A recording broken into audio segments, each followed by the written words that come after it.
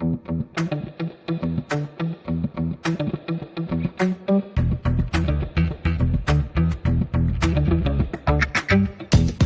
to the Lap Podcast. This is episode 3. The long wait is over.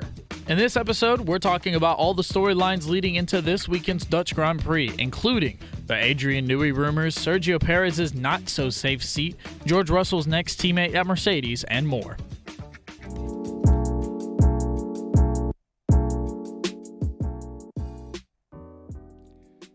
Man, it's been a really, really long wait, Kevin. We're finally here. Finally here. It's race weekend again. Race weekend, another long-term break come to an end. Now we get ready for another rock geek. Man, it's been a really long summer break. I don't know. It felt way longer than it did. Like yeah. it actually was. I'm with this. If this felt long, considering how close the racing has been, think about how bad the winter break is going to be this year. Because last year we were walking in with the idea, oh, Max is going to dominate. This summer break, after seeing 7 different drivers win and all 4 of the top teams winning races and the constructors battle finally heating up again, dude, the wait has been way too long. And it's been a really quiet, relatively quiet news cycle during this offseason, not nearly as crazy or as silly as we've seen in the past from Formula One at times, especially with a very volatile driver market. There's still a number of seats still up for grabs.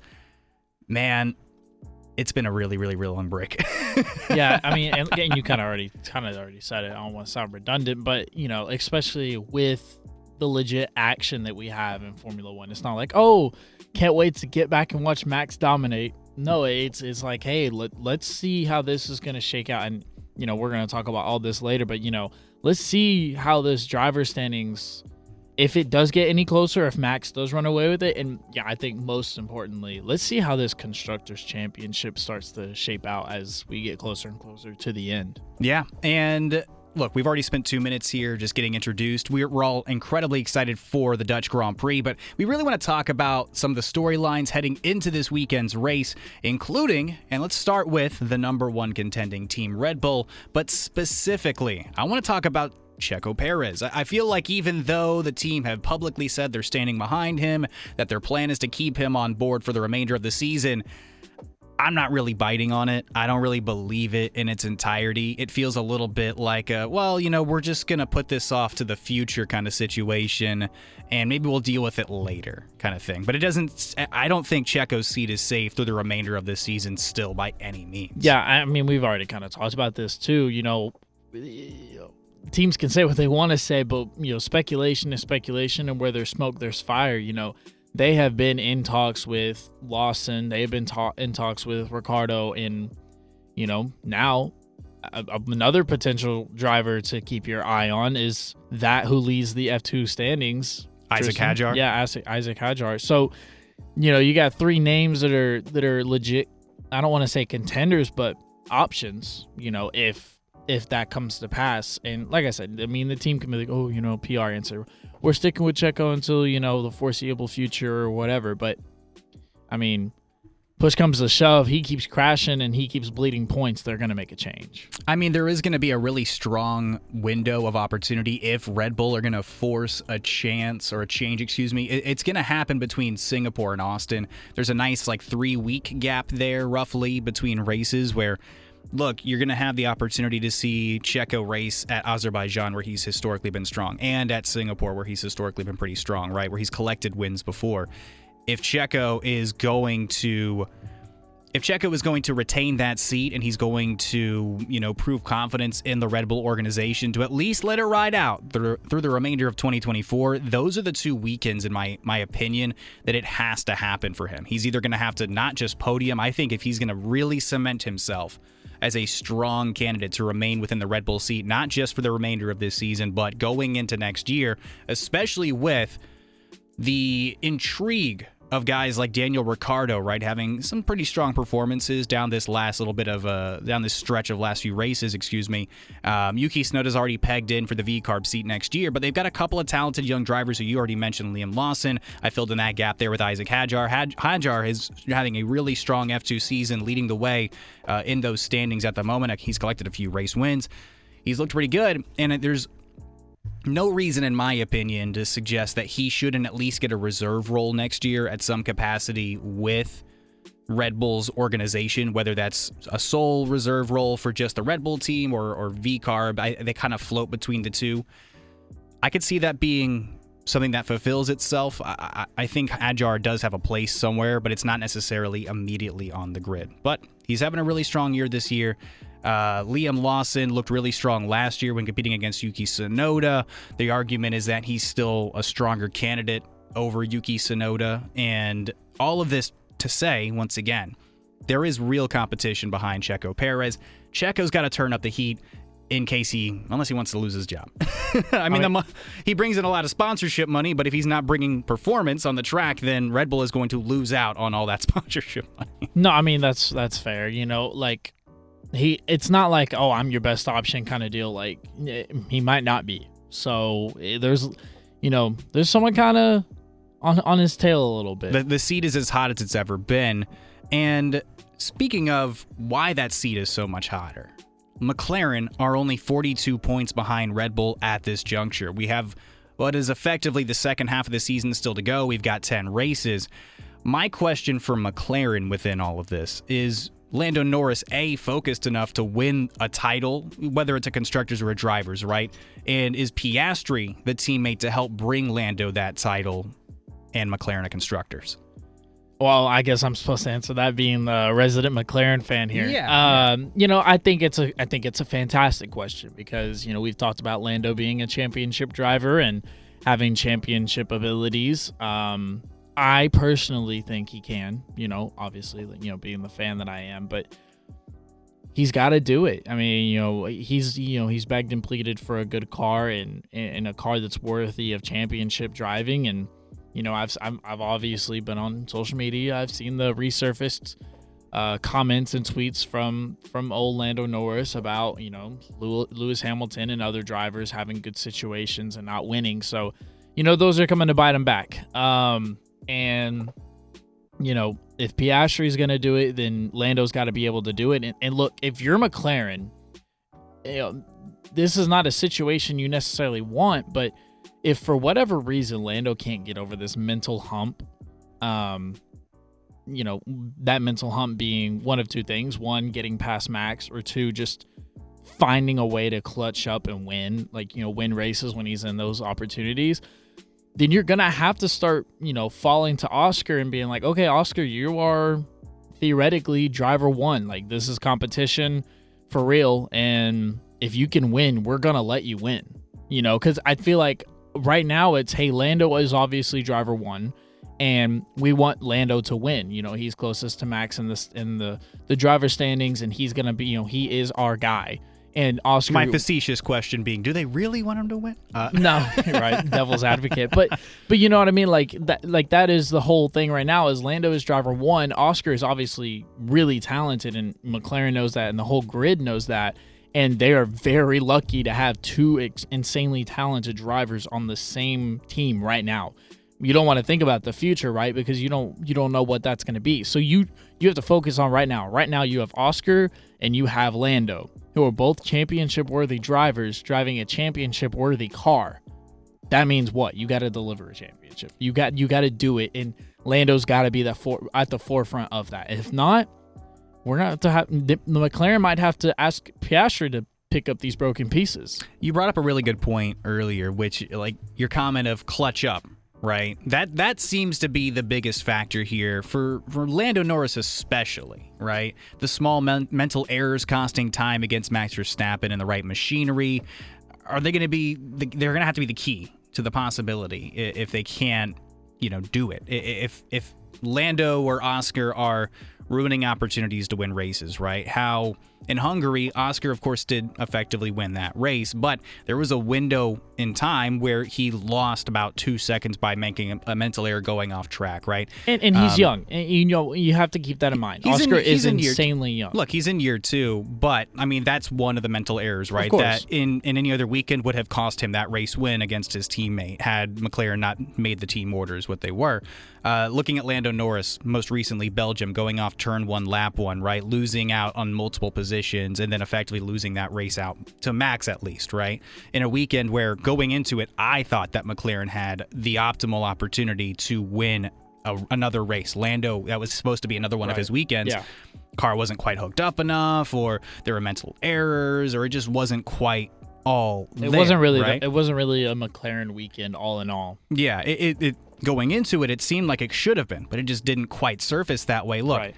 I think this duo is really talented. I think they are talented enough to win championships. I think they're obviously talented enough to win races organically in the all-around quickest car, that they can bring the fight to Red Bull as things, stood before the summer break at least, right? We're still going to have to wait to see what the developments are coming out of the summer break. I mean, every little incremental bit of progress that these teams can make right now is going to be monumentous to this constructor's standings. But going into the latter portion of the season, should Red Bull find some development, maybe that's going to change, right? I mean, McLaren, they're quick right now, right? They are talented.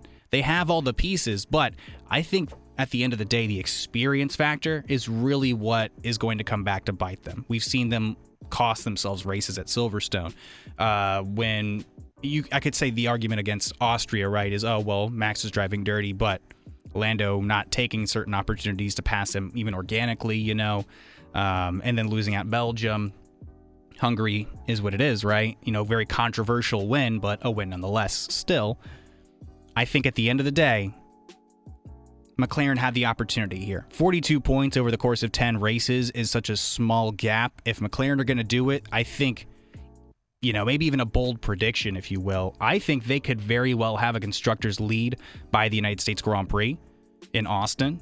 But I don't know that Lando's going to have quite enough of a built-up gap over Max to close that driving championship. You want to talk about a small lead, doing a quick transition here. Folks in radio, this is what they call a segue. 21 points is all that separates Ferrari and McLaren right now. Yeah. So, I mean, if McLaren, if they can't pick it up, Ferrari's going to be right there to pick up the pieces. Mm-hmm. And, it's not like we've been ultra critical about Ferrari this year. I don't feel like. I feel like they've been solid, not great, if that makes sense. Solid, not great, in a pretty good. I mean, look, they've been good enough to win 2 races car, right? this Yeah, year. that's what I'm saying. So Ferrari's not going to play around either. They're going to bring their upgrades, and they're going to come back this year, especially with Carlos. Now they know obviously they knew he was leaving, but now that everything is kind of situated, you might even see a little bit more aggressive driving out of Carlos now that maybe he feels a bit more calm, because you have to even think about it with him, like, in the middle of these contract disputes and trying to figure all these things out. Yes, racing should be, competing in racing should be the number one thing on your mind, but he's got he had a lot going on. So maybe you might get a different kind of competitive edge from Carlos now. And I mean, Ferrari, like, that's an insanely talented driver lineup that can still win races. So yeah, I mean, if McLaren isn't going to figure it out, and if Red Bull does continue to slip, dude, in a crazy world, Ferrari could theoretically, they're not out of the running. Yeah, they're only 63 points behind the Red Bull team in the constructors fight. I think the emphasis coming out of this summer break for Ferrari is how dire is an upgrade package going to have to be to get them back in the constructors fight. Because the strategy calls from other teams, you can make up places and make up some ground based on somebody else's screw up, right? But on merit and on the track, the last time we've seen them out, they were the 4th fastest car, period, behind Mercedes, behind McLaren, behind Red Bull. They kind of struggled with their upgrade package since, I believe, Spain, if I'm not mistaken. I mean, obviously picking up the win in Monaco was huge, had a couple of, tumultuous weekends. The most consistent weekend they've really had has been Spain.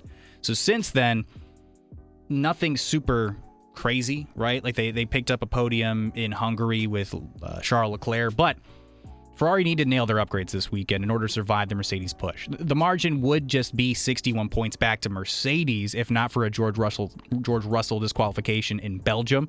It's currently at 79 points, and Merc have won 3 of the last 4 races, mind you. That's actually so crazy. When you say it out loud, that's kind of crazy to think about. Yeah, the gap is closing behind them. So it's not that they're looking ahead. Since Monaco, they've been racing, checking their mirrors, looking behind. McLaren passed them, and they're still watching behind as Mercedes are right behind in those constructors' fights for a team that's won twice this year, currently the 4th quickest. Things need to change for Ferrari as far as on-track performance, and they need to change immediately for them to stave off at least holding on to 3rd place, right? Because all those, even just the 1 place difference is tens of millions of dollars in prize money at the end of the year, tens of millions of dollars that go back into the pockets of your team for their team bonuses, for the organization. Like, Ferrari can't really afford to spend 2 or 3 or 4 more weekends trying to figure out their car. There's only 10 races left, and at that point, Mercedes have had a really strong history, at least this year, of developing the car. They made a quick change in Belgium and picked up a 1-2, even with the DQ. So yeah, I mean that's a really good point. I mean, we're gonna get into the point now where this is gonna kind of be one of the last waves of upgrades that teams are gonna be able to bring. And I mean, yeah, you nailed it. I mean, Ferrari's got to get it right. They really don't have any more time of like tweaking and trying to figure out. Like, you kind of got to bring it at this point. Yep. And speaking of Mercedes, by the way, 142 points back to Red Bull. I think that kind of puts them out of the running for the Constructors' title. 10 races to go. That's still just a really monumental gap. They're only 79 points back to Ferrari, like I mentioned. But I want to make the conversation about Mercedes about the driver lineup, because we've been able to marvel at the success they've had. I already mentioned 3 out of the last 4 race weekends they've won. Huge turnaround from where they started the season, consistently finishing about that P6, P7 mark between the 2 drivers to now winning races. However, I think the question still is kind of being lost here. Kimi or Max? Is Verstappen to Mercedes even possible? And who is the driver opposite of George Russell going into 2025, even amidst all this success? I mean, I know you've seen the reports. I think it's going to end up being Kimi Antonelli. I think it's just too much of a flawless transition, if you will. Getting Max out of that Red Bull seat, getting him away from Horner, like that's going to be really hard to do. Mm-hmm. And I just don't see it happening. I think Kimi Antonelli is already in your system. He's already been in talks with Toto and Mercedes. I think there's already rumor and speculation that he's going to get announced.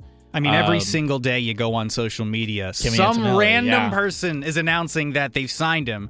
And I think it's one of those, hey, if I say it first, maybe it'll become true. Because every day I go on X. Yeah, speaking it into existence. It seems like the betting favorite. Like, if you asked me right now who I think it's going to be next year, I would put money down maybe to say it's Kimi Antonelli. I think it just makes too much sense. It's a much easier sign. It makes way more sense. Mercedes fans, I don't think, would judge Toto or Mercedes. It's like, hey, we went with our safe option. We went with someone who we feel like is going to be really good for the seat now and the future, and George will be the main guy. Mm-hmm. And I think bringing up Kimi Antonelli is probably one of the best things it could do. I mean, I wrote down a few things about Kimi. I mean, he's got multiple Formula 4 titles and different championships. He skipped F3 completely to get to F2. So this is just in case you're not really familiar with the kid. He already has enough points required to gain the Formula 1 Super license. He looked really good in Formula 2 so far in a Prema that has not been quite as strong in recent years, and is currently leading F1-bound teammate Ollie Behrman by 53 points. He has 2 wins under his belt. Is he young? Yes, but the talent is there. Like, if you've watched all season, he's consistently outperforming a guy who at one point this year filled in for Carlos Sainz and landed 7 points in Jeddah at a very challenging track. Yeah, I mean, and I think that's a really good point, obviously. But I think, he's young, but he's going to be able to get into a car that's a really solid car. And we're talking about now, and we're talking about possibly after all these changes are made going into 2026. So he's going to have time with the car to learn, to build. Expectations aren't going to be right there immediately. Yeah. Because, I mean, let me ask you, as a Mercedes fan, Kimi Antonelli takes over. What is Toto going to him and saying, hey, this is what we want from you? Do we want P8 to P? We just want points from you. I mean, you're not expecting him to win in his first year, I don't think, right? I think the car next year, considering how strongly they developed this year and obviously winning races this year, Mercedes, by putting Kimi in the seat, I think you're mitigating the expectation that they're going to chase a driver's championship. This is a constructor's championship race. If you're Mercedes and you're hoping that Kimi can walk in and immediately be either A, just as quick as George, or B, at least quick enough to keep up with guys like Max and Lando and Oscar, and you know what I mean? And George is right there with them. So I think overall, the expectations become a little bit lower just because it's a rookie, right? Mercedes haven't, as far as I remember, haven't had a rookie walk into their program immediately and just become an instant success. Very few guys can just walk onto the grid and become amazing from the get-go. It takes a little bit of time, right? Like Max was at Toro Rosso and took him some time, but his first race with the actual Red Bull team won. Lewis Hamilton was really successful coming in with McLaren back in the day, but he didn't win the championship his first year either, right? Generational talents like that don't just come every day. I think if Mercedes were to potentially, let's say they were able to get Max, who doesn't want Max, right? I think that's the other conversation. It's like, okay, then they have Kimi sitting on the sideline, maybe doing another year in F2, but what do you do with your George?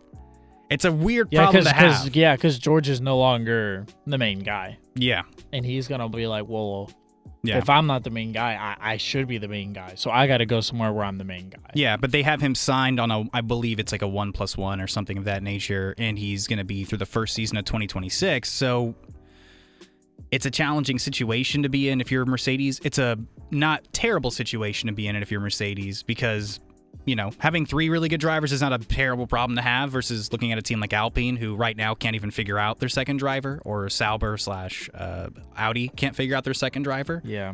But the situation for Mercedes is still, like, let's say it's Max. I mean, who wouldn't want Max, of course? Something tells me he's not going to force his way out of Red Bull. I just don't think that. I don't see it. I don't see it. He's probably still going to win the Drivers' Championship this year. They're going to try their best to hold on to the Constructors, but I don't see Max going to Mercedes this year. I think it's going to be one of those, hey, we're going to wait for a while to still make this decision. If the decision comes that Kimi is going to be the guy, then I think it's going to come at Monza.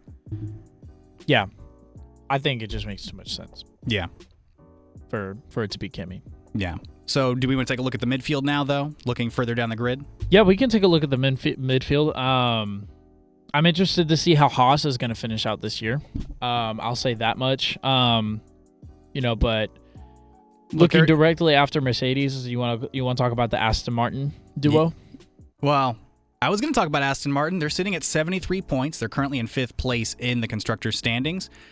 And there's some big rumor floating around. Just Aston a big Martin. old rumor. Yeah. Adrian Newey, rumored to have signed a 3-year, $100 million deal, carries Aston Martin into the 2026 regulations. And again, I'm gonna preface everything else I say.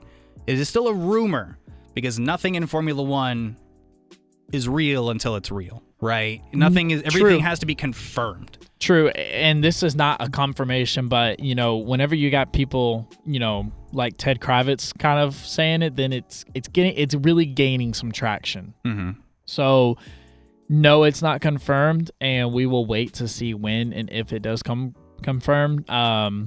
There is rumor that it could come by the end of the summer break, but I mean, Sports Illustrated and Planet F1 were a couple of the bigger sources that I've seen talking about this. Newey seems to be headed to Aston Martin, though, is the direction it looks like everybody is kind of, comfortable saying at this moment. As far as, let's say it's real, let's just say for the conversation's sake, it is real. I don't think this changes too much for the Silverstone-based team in 2025. However, with ground effects still being integral in 2026, Newey leading the technical division could be massive for Aston Martin, who are going to be gaining the Honda power unit for the next regulation set. Newey was offered a lot less control at Ferrari, which is why that doesn't seem to be, surfacing or it looks like it hasn't come together. Right. But an official announcement so far from what I've read is that it's going to come together in about early September. So maybe after this upcoming race weekend, but Man, if this is true, Aston Martin have done a lot. They've gained a lot of engineers from other teams as well. I mean, Lawrence Stroll, who heads up this operation, has been incredibly aggressive over the last few years, trying to make Aston Martin and this team a championship-level car contender. And even with his son in the seat, however you feel about, Lance Stroll, Fernando Alonso, a former two-time champion, they've re-signed him. He's going to be there for the next few years. I know that you had mentioned, we talked about this a little bit off of course, outside of the recording session, but there was a conversation to be had that, maybe they could try to fit Max into this lineup. I think once you've kind of committed to your lineup, you have to kind of commit. Of course, everybody would love to move heaven and earth and do, cartwheels up and down the paddock to try to get Max Verstappen, but they've already committed to Fernando. They've already committed to Lance. I don't really see that being an actual thing. No, I mean, that's fair, but, speculation is fun. I mean, as long as you make it clear it's speculation and it's not confirmed, we're not false reporting over here, but I think it is silly season for a reason. I think it is interesting because, is that a decision that, Lawrence is going to have to make? To cut his son? Because he's not going to cut Fernando. Yeah. So, it's just a fun conversation because, if Lance doesn't, produce, and I'm not saying that he has or he has not. I'm just saying if he doesn't, what's the direction with that team? I think overall, Lance is a solid driver. There are certainly many worse drivers who have been in Formula One since he's entered the sport. It's not like we got, Nikita Mazepin. Mazepin, yeah. Yeah. The list goes on and on of bad drivers who aren't in F1 anymore. I'm not dissing on... You're dissing Goat Tiffy? No, that's who they need. No, I'm just saying, there's other drivers that could have that seat that are way worse than Lance's. But I'm just saying it's an interesting question because maybe Adrian Newey coming over, again, playing the potential hypotheticals. What if that breaks it open for Aston Martin and then they kind of become a team that's a legit contender? I mean, I think that's a real possibility, especially with the talent of Fernando and maybe what we do not know about Lance. I think it's a fun conversation. I think it's a conversation, but they call it silly season for a reason. And I to be fair, I think it is a little outside of silly. Let's move a little bit further down the paddock. V-Carb, they've got 34 points currently in the Constructors. They're 39 points behind the Aston Martin team. The driver lineup of the future, we've already kind of talked about at the top of the podcast, but, they're still trying to figure out their pairing with Yuki Tsunoda for next season as well. In my personal opinion, it feels like Liam Lawson has to be the choice here. Daniel Ricciardo performing well enough to possibly take over Checo's seat, which is a very crazy turnaround. As the beginning of the year, you would have said that, dump him for Liam, just get it out of the way, make it happen now. This would give current F2 title contender, like we mentioned, Isaac Hadjar, the opportunity at a reserve role with the big boys next season while Checo kicks rocks. This, to me, just feels like the ideal situation for all parties involved. I know, maybe not Checo, but for everybody else involved, it seems like the natural step. You still put two very talented drivers in that V-Carb system, and then even if Yuki Tsunoda's not your guy going into 2026, of course, Yuki is a part of that Honda partnership, but in my opinion, he's done enough to merit himself a seat. Even if he's not within the Red Bull family next year, I could see him very well being somewhere else on the grid whenever an option becomes available. But even going into 2026, then you would have a driver lineup of Liam Lawson and Isaac Hadjar, and then you could figure out your reserve role later or with somebody else at that point. I just feel like this all just makes a little bit too much sense. It feels like a natural fit, and unfortunately, if you're a Sergio Perez fan, maybe you've been cursing us for the last few shows, but to me, that just seems like the ideal situation for V-Carb. Yeah, I agree. You kind of hit the nail on the head. There's not much more to say. I agree. I also don't. You don't have any crazy takes coming out of left field. No, not really. Look, I don't want to sound like a Checo hater. I've been on record of saying I'm not a Checo hater, but what's reality is reality, and he hasn't been great. And I think you hit the nail on the head with what could potentially happen with Red Bull and the V-Carb as well. So yeah, further down the field, let's continue. Haas at 27 points. They're 46 points behind Aston Martin. They kind of fill out that midfield at the moment. look, they're in firm hold of 7th place instead of group upgrades like they used to do under Gunter Steiner. Io Komatsu has brought steady upgrades all season, and it's paying dividends. I'm really excited for Haas. They're in a really good position right now, and they've got optimism for the future as they're bringing in Esteban Ocon next year and Ollie Behrman for their driver pairing in 2025. I like what Haas has going on here. I think Gene, wherever he is, Gene has to be happy. He'd be happy. I mean, 7th place for Haas is so much better than where they finished dead last year, if I'm not mistaken. They've just done a really, really good job. They brought a more technical mindset going into this season. Their upgrades are working. Their driver pairing is working. Nico Hülkenberg is obviously looking really strong. Kevin Magnussen, still solid, of course. Yeah, I mean, I don't know. He's playing his role of the human missile. I don't know if they're going. I'd assume that they're both probably going to be done after this year. Well, Hülkenberg's going to Audi. That's already confirmed. But Magnussen is still looking for his seat. Okay, you're right. I did forget about that. If Magnussen is done, which we do not know if he is or not, I mean, what an incredible job they have done this year with that Haas team. I mean, Haas has been a team that has kind of been like in the middle of we don't know what we're doing a lot and putting, Steiner in a really tough spot, but I agree. I think the direction, they're finally going young with the next lineup, and I think the direction for Haas is positive. It's not Alpine, so. And speaking of Alpine, Oliver Oakes, he's going to be the new man in charge, the new team principal, the high-tech GP owner, if I'm not mistaken, to Alpine principal. So I'm going to ask you first. What's the pressure like for Oliver Oakes going into 8th place Alpine right now? Oh man, how can I say this? What's the pressure like? The pressure is high, but winning isn't just a one-person job. You know what I mean? He would have to he should be in James Vowell's contacts being like, hey man, how'd you pull Williams out of the gutter? And because that's essentially what he's got to do with Alpine is he's got to pull a team that has substantial popularity and backing from multi-million-dollar athletes and personalities here in America and elsewhere.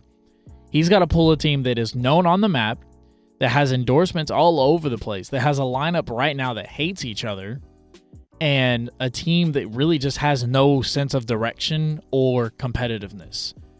And so the pressure, I don't know if I would say the pressure is high, because he doesn't have the tools to win right now. Yeah. You know what I mean? If he had the tools to win, that's another conversation. But he's pretty much got to come in there and he's got to be like, look, if you want me to pull Alpine out of the gutter, you got to give me some time.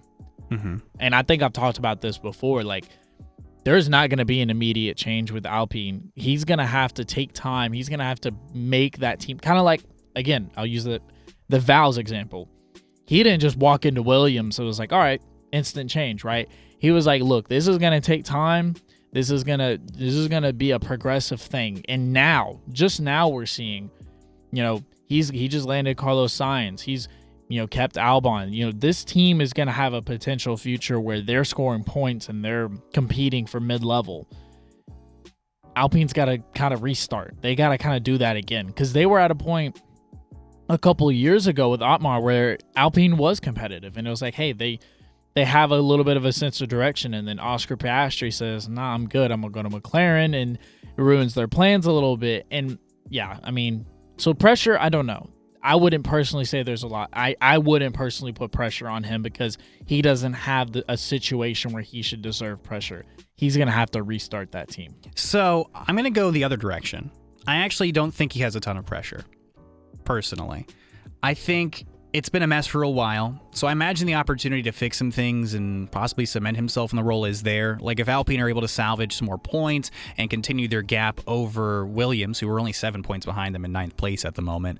If Alpine are at least able to salvage and hold on to 8th place, I know that's not necessarily ideal for a team that is formerly, winning championships, but I think if Oliver Oakes can come in and at least steer the ship and put it in a generally right direction and maybe attract who their next driver pairing opposite of Pierre Gasly is going to be and bring in some energy into that organization, I think the pressure is kind of off.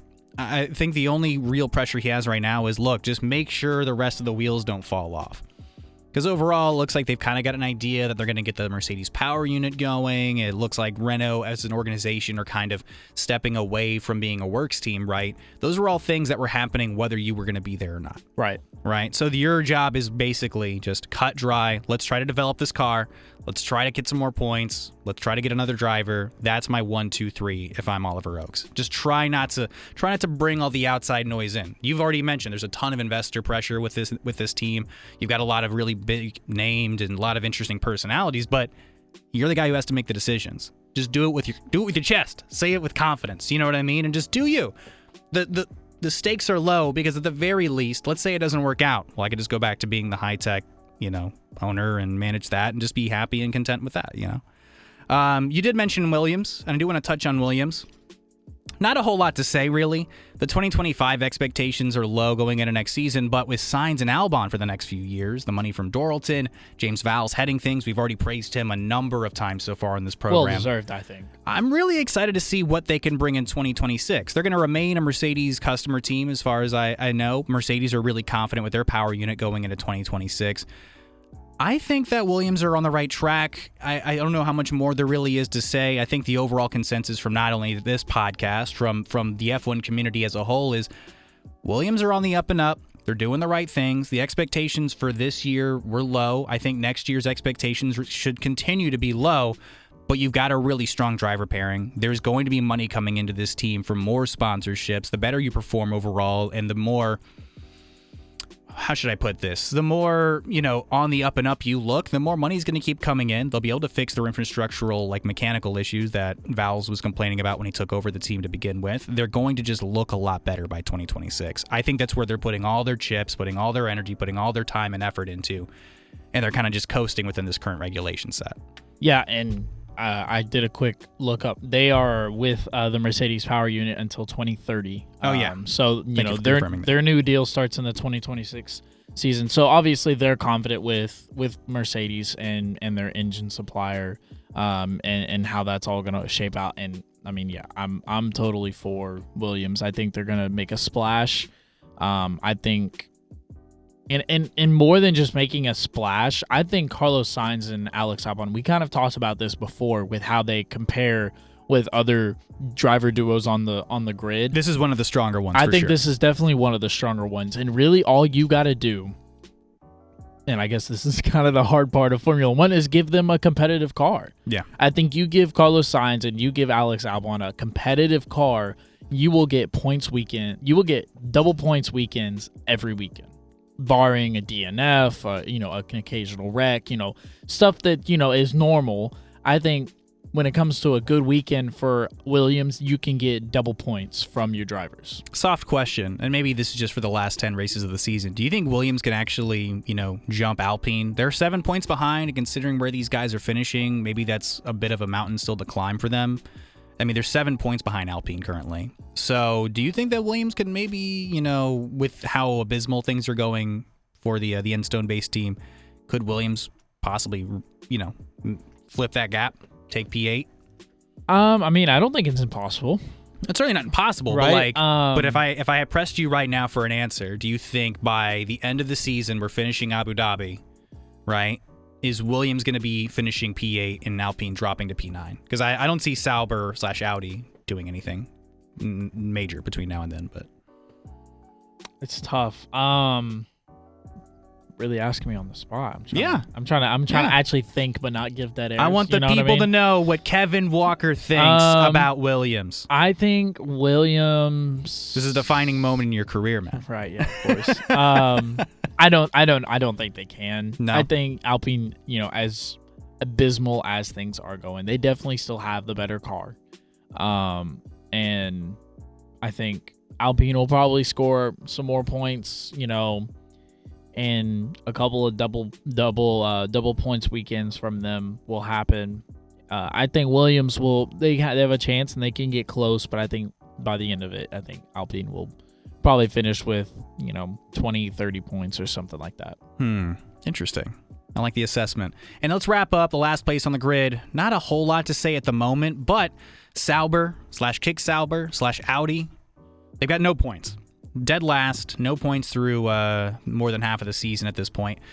But is Valtteri Bottas confirmed? I mean, we saw that post from him with the 77 Audi and the R8 Spider. Continue. Yeah, more speculation for silly season.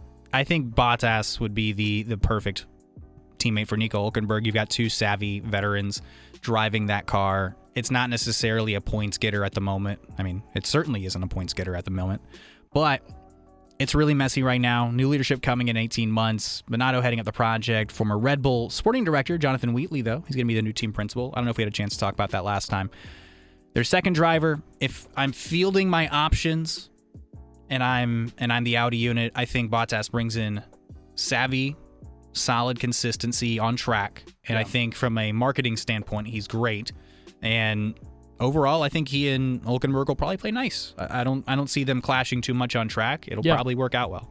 No, I agree. I think that's a good point, and I think Valtteri would be up for that because I'm sure he's tired of driving that green car. Yeah, I mean, I'm excited to see that Audi livery. Personally, I'm really curious what it's really going to look like. The Mach 1 looks pretty cool, but yeah, no, next year does. Next year it's still going to be green and black, if I'm not mistaken. So. It sucks because green is like one of my favorite colors, and they just bring absolute shame to that. You think about it, Tristan. Like in concept, you're not a fan of highlighter green. No, it's not color. that. It's like in concept, you have a car, and your main color is green. Like you have so much potential to put together a badass looking car. Yeah, and it's just not. Now.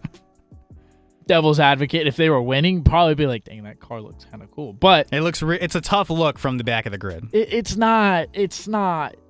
Look, here's the deal. Losing in you can explain colorways to me. No, I'm just saying losing in lime highlighter green is not a good look. Winning in lime highlighter green probably is. So for that reason, I hate the look. Colors matter to you from an optics standpoint, is what I'm hearing. Yeah, it's all about optics, ladies and gentlemen. I wouldn't necessarily say that. I think it's kind of like one of those things where it's like, hey, you're losing, so things look terrible. We're both football fans, right? It's like watching, the Miami Dolphins. Like, oh man, they're a tough watch when they're not winning, but when they are winning, man, those teal, those teal greens actually don't look too bad. You want to stick with football? I think that's a fantastic point. Like the Seahawks or something? Well, no. I was actually going to say with the Dolphins because with the Dolphins, we think of the Dolphins, and back then they couldn't win, the big game. They weren't all that great back then. And now they're pretty good. And, there's obviously some questions around them. We're not going to make this a football podcast, but they're bringing back those old jerseys this year. They're pretty clean. Exactly. That's my point. Yeah. I don't know. Were they saying that back then? All they needed was the Nike collab, and it works. But we have to move on. I know we got to wrap this thing up. Predictions for the race weekend. I have a couple of things I've written down. I'm going to start with you, Kevin, if you have anything on the spot. What do you think happens this weekend? Go. The Dutch Grand Prix, man. I think we're going to see a strong performance from Max. I think he'll probably win this weekend. It is his home race. It is what he prefers to drive. It's his Heineken sponsorship as well. So, but no, all jokes aside, I think Max will come back. He'll come strong. He'll be like, this is Max season. This is my season to dominate. And so do you think it's a Red Bull they've developed over the summer break and now the car's quicker? Or do you think it's just like I've got home field advantage? It is not a Red Bull weekend. This is a Max Verstappen weekend. I'm not making any predictions for Checo other than, hey, just don't crash. Don't run into the wall. Finish in the points, and we'll see where your fate lies. Other than that, I think you've got to see a strong weekend. You got to see a strong weekend from McLaren. You can't afford to have duds. You just can't afford to have duds. I think you're gonna see a Max win. You got to see a Lando podium finish, and see how everything else shakes out. I think you can see a Mercedes up there as well.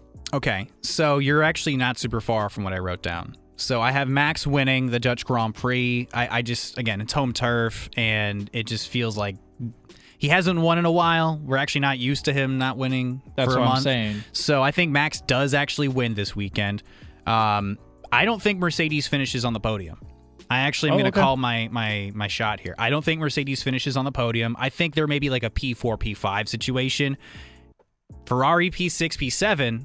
So let's do some math here. Where does that leave your McLarens? You think you're going to have a McLaren 2, 3, huh? I think they're going to lock out the podium. I think it doesn't matter who necessarily finishes 2, 3, but I think that McLaren lock out the podium.